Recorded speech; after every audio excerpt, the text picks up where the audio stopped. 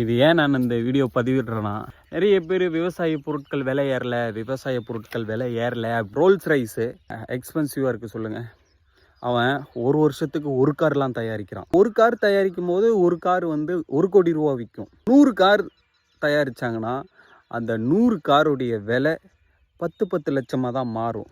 எந்த பொருளுமே உற்பத்தி அதிகமாக ஆயிடுச்சுன்னா அந்த பொருள் வந்து விலை கம்மியாக தான் போகும். விவசாய நிலங்களில் விளையிற பொருட்கள் இல்லை, எந்த பொருளாக இருக்கட்டும். இப்போ இந்த சட்டை அதிகமாக தயாரித்து அதிகமாக வெளியிட்டானா இந்த சட்டையோடைய விலை 10 ரூபா 15 ரூபா போகும். இது ரா மெட்டீரியல்ஸ்லாம் வந்து கிடைக்கிறது ரொம்ப கஷ்டமாயிடுச்சு அப்படின்னு பார்த்துட்டா இந்த சட்டை இன்றைக்கி 15 ரூபா விற்றது 15,000க்கு விற்றாலும் சொல்கிறதுக்கு ஒன்றுமே கிடையாது.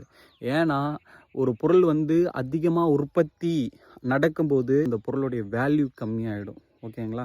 ஒருத்தர் பப்பாயா போட்டாங்கன்னா பக்கத்தில் இருக்கிறவன் எல்லா வயல்காரனும் பப்பாயா தான் போடுவான். ஒருத்தர் தர்பூசணி போட்டாங்கன்னா பக்கத்தில் இருக்கிறவன் எல்லாருமே தர்பூசணி தான் போடுவான். இப்போ இவர் பப்பாயா போடுறாரு, இவர் தர்பூசணி போடணும்.